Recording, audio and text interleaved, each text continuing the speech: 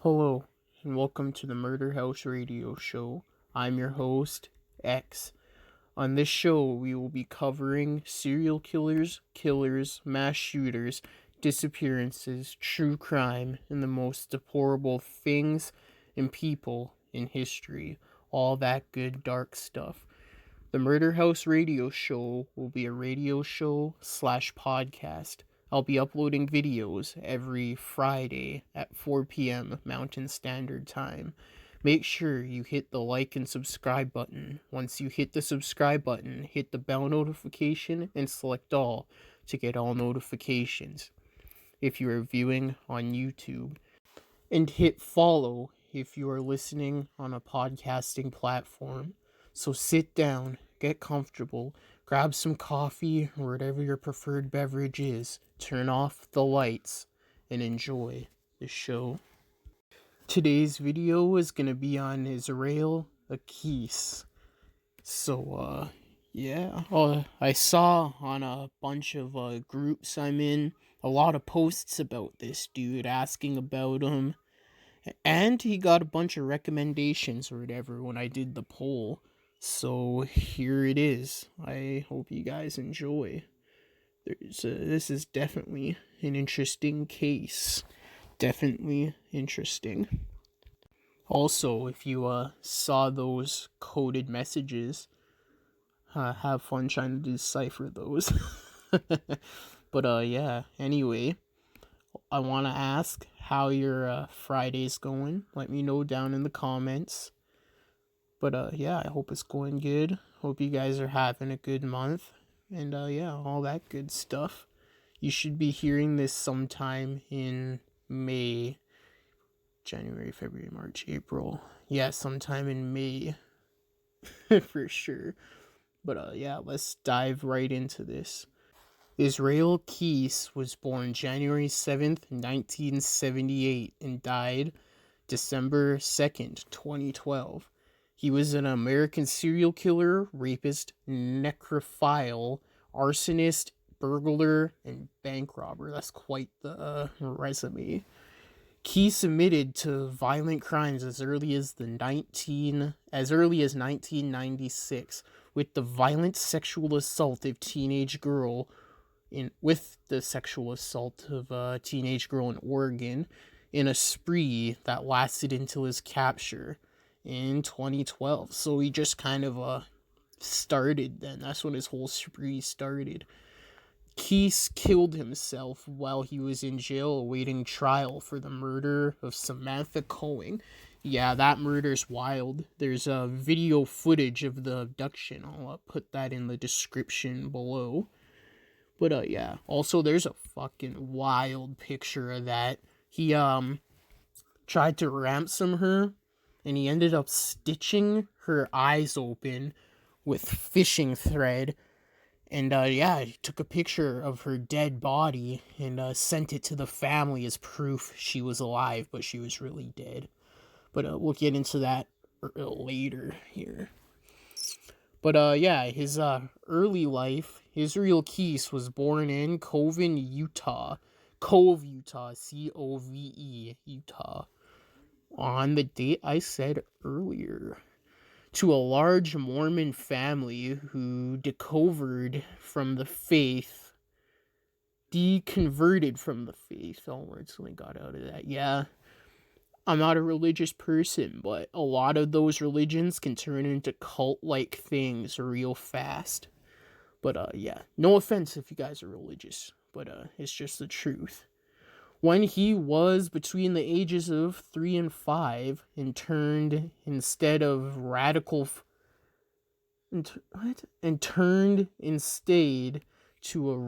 form of fundamentalist Christianity, okay, that he later described as militate-like and Amish. Militia-like and Amish. That's interesting. So, like, they had a bunch of guns and they trained, but they were Amish. Nice. He was the second of 10 children born, holy, to Heidi Keyes and John Jeffrey Keyes. Israel and his siblings were homeschooled. Yeah, they are. They usually are when they're hardcore religious people like that. At the same time, they discovered from the Mormonism, Key's family moved to an area near Colville, Washington. Oh, lots of serial killers operate around Washington, eh? Where they lived in a one-room cabin without electricity or running water. Some straight Unabomber shit. In Colville. The family attended services at two churches which practiced white Keo. What? Oh, that practiced white supremacist Christian identity.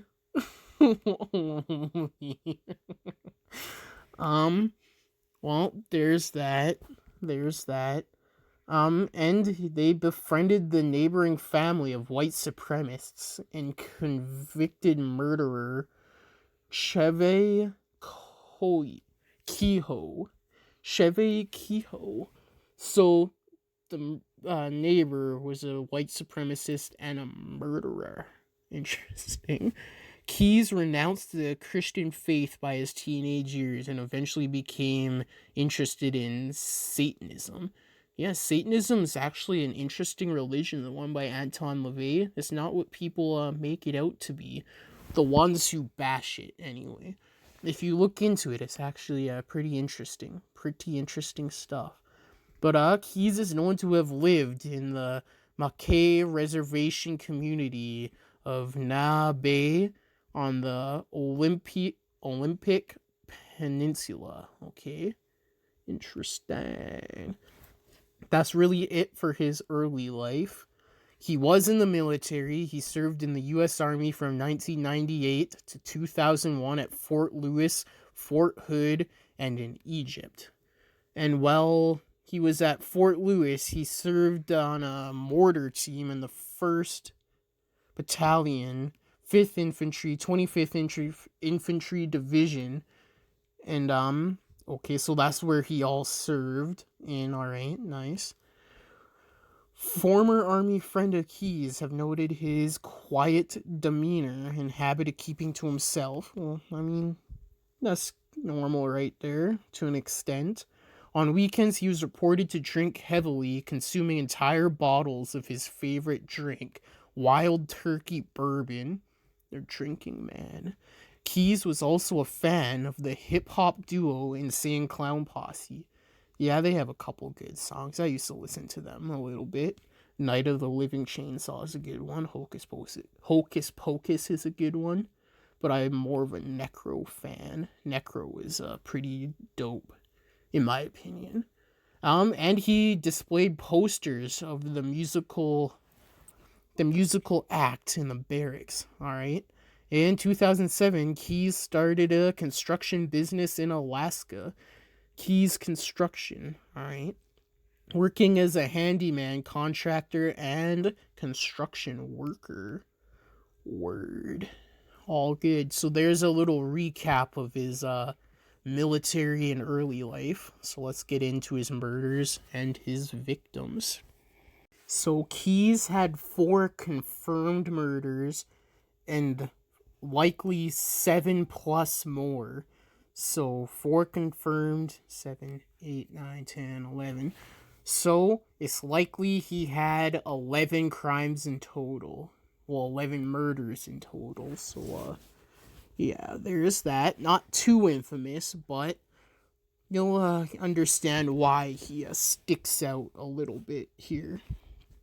Keyes actually admitted to killing 4 people, so that's how he got the 4 confirmed kills, and they obviously found the bodies or whatnot. At the time of his arrest, he did not have a felony criminal record in Washington, but he had been cited in Thurston County for driving without a valid license, and in an earlier incident, pled guilty to driving under the influence, so a DUI. And authorities were reviewing unsolved murders and missing persons cases to determine which, if any, may be linked to Keyes. So he's a pretty straight flying arrow for the most part before he got caught. But yeah. Keyes confessed to at least one murder in New York State, and authorities have not determined the identity, age, or gender of the victim. Oof, mystery. Or when and where the murder had occurred. But regards to the confession as credible, so they're like, yeah, he probably did it. And Keyes has ties to New York. He owns 10 acres, 4 hectares of land, and a dilapidated cabin in the town of Constable. Okay. That's kind of what I want to live in when I get to move on, I guess you could say. He also confessed to committing bank robberies in New York and Texas. Nice. The FBI later confirmed that Keyes robbed the Community Bank branch in Tupper Lake, New York, in April 2009. So his crimes were pretty recent here, actually. He also told authorities that he burglarized a Texas home and set it on fire. Word. Keyes claimed to have killed a woman in April 2009 in New Jersey and buried her near Tupper Lake, New York. He also admitted to killing Bill and Lorraine Courier of Essex, Vermont. Keyes broke into the courier's home, Curriers, on the night of June 8th, 2011. He tied them up before driving them to an abandoned farmhouse where he shot Bill before sexually assaulting and strangling Lauren, Lorraine.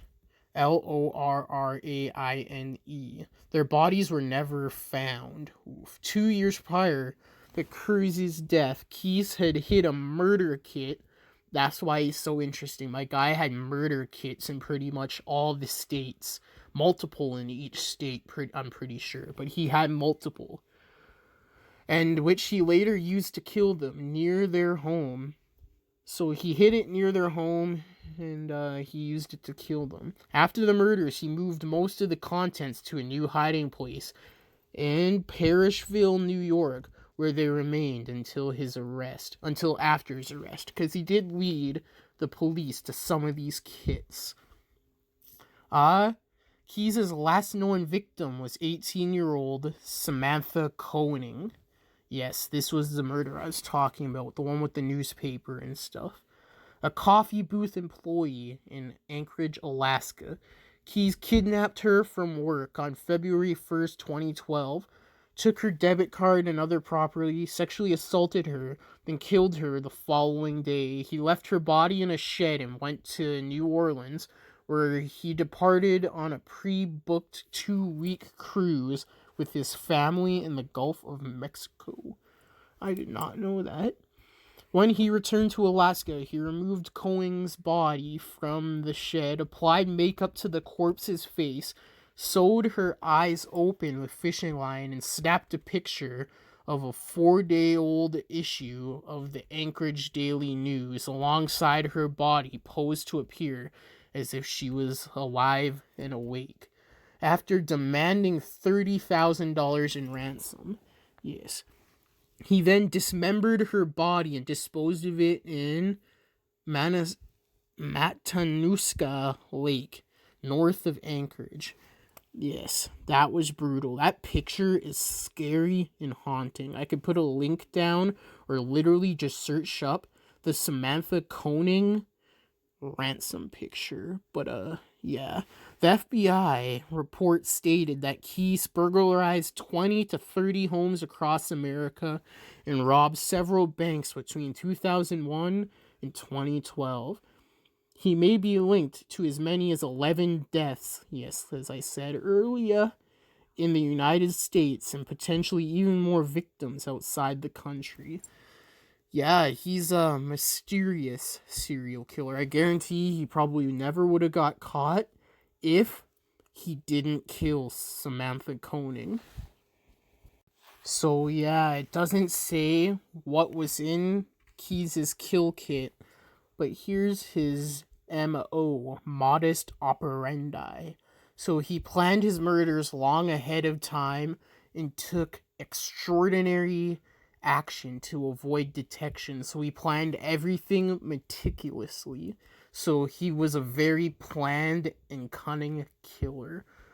Unlike most of the serial killers, he did not have a victim profile, so he just killed whoever he wanted, mostly women though. Saying he chose a victim randomly, so he just walked down the street like, I think I'll choose this person. Or is at a coffee shop, I like that barista, or that barista didn't say good morning, I'm gonna kill her kind of deal. I don't know. But he usually killed far from home, and he lived in just a second. He lived in Neah Bay, Neah Bay, and he never killed in the same area twice. So all of this is very smart so far, because it is statistically proven the murders who aren't solved are usually random, or they never find a body. But yes, all these steps he took ensured he would most likely never be caught. On his murder trips, he kept a mobile phone that was turned off and paid for items with cash, which is also smart because cash is untraceable. That's why I think they want to stop using cash so they can track you easier. Because think about it, every time you use a debit card, credit card, or whatever it may be, it's always tracked and it's always to your name unless you buy prepaid ones, prepaid visas and stuff where you can put like 50, $500 on it and you're set, and then you can buy another one or load up more. But other than that, they can track you.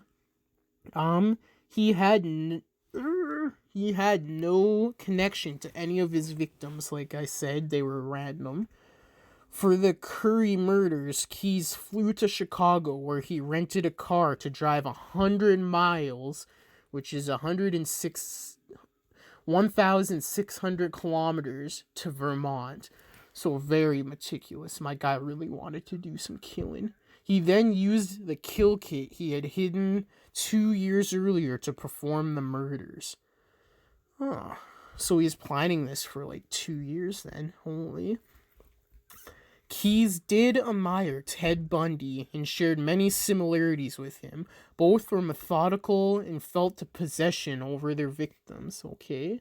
However, there are notable differences. Bundy's murders were spread throughout the country, mainly because he lived in many different areas, and not as an international effort to avoid detection like with Keyes.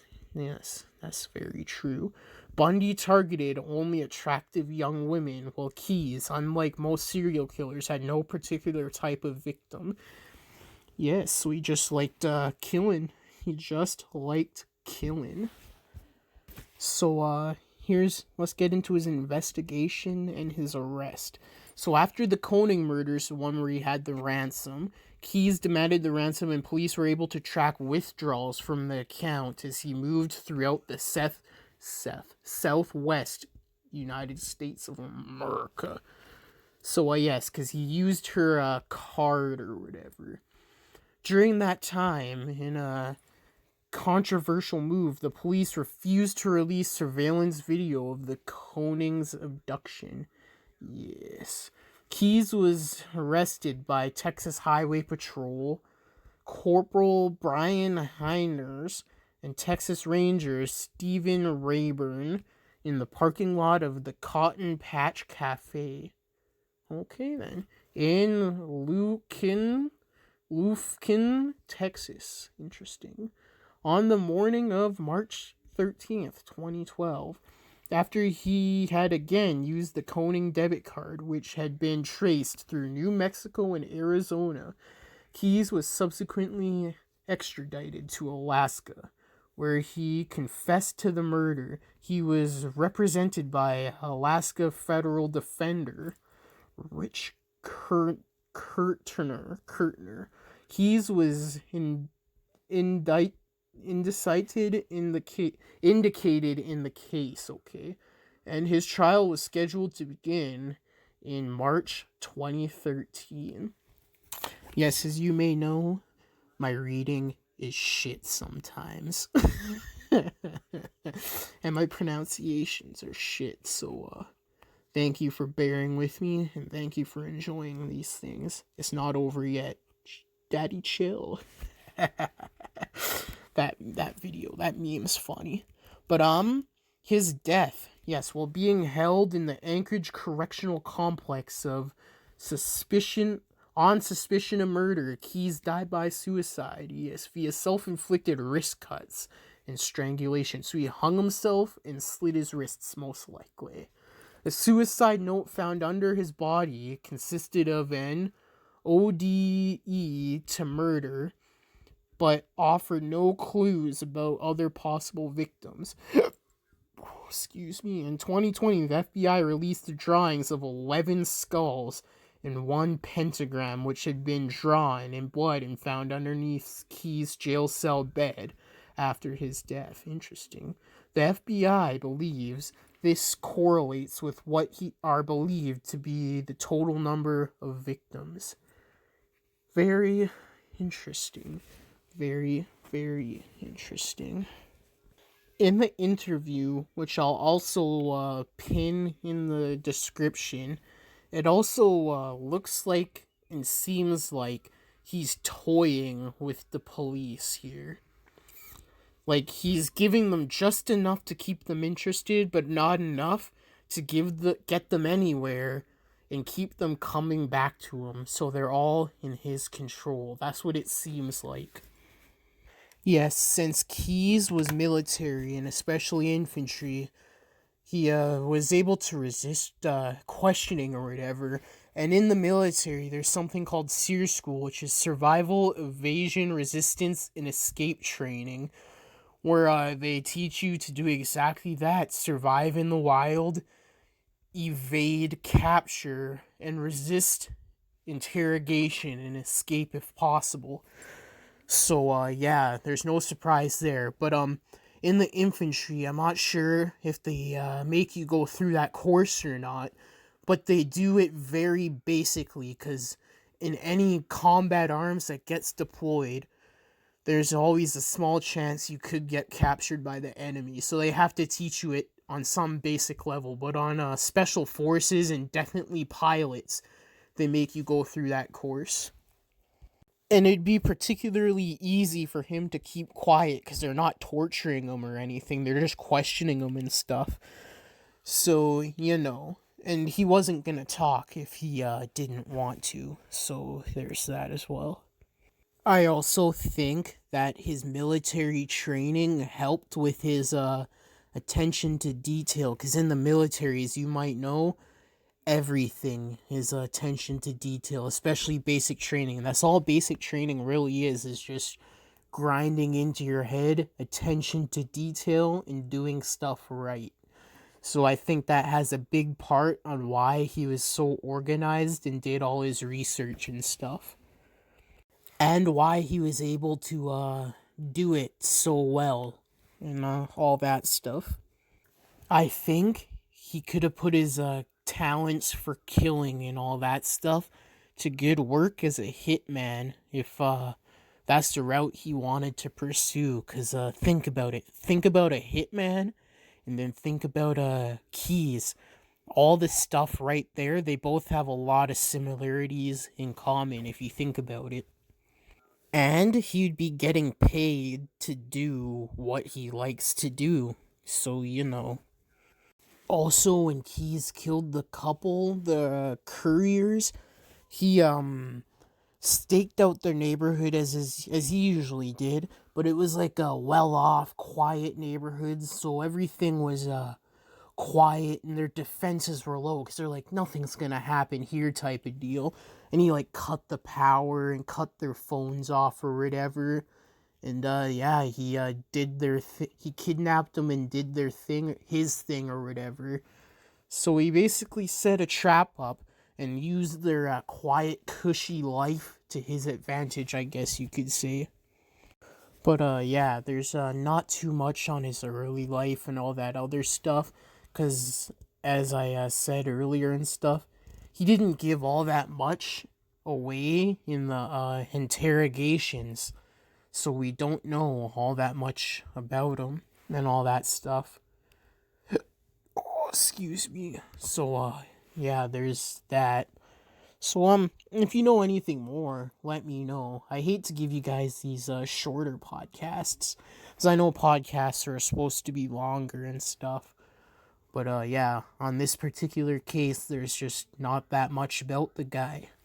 So yeah, also, if you guys saw the coded messages, try to decipher those, and whoever deciphers all parts and gets all parts to me with the answers and stuff, we'll win a prize. We'll figure it out when it happens, but watch all the videos all the way through and look at the descriptions and the comments and all that stuff, because who knows where the next clue might be. I might tell you where it might be, I might not. But if you find it, do your thing, because part 1 and 2 are already up. Part 3 will be somewhere. But yeah, keep your eyes open for those. So that is Israel Keys. Thank you for listening to this episode on the Murder House Radio Show. I hope you have a good rest of your Friday, or whenever you are listening to this. Check out the social medias and the sources in the description below. Make sure you hit the like and subscribe button. Once you hit the subscribe button, hit the bell notification and select all notifications if you are viewing on YouTube. If you are listening on a podcasting platform, hit follow. See you next episode. This is your host X, signing off.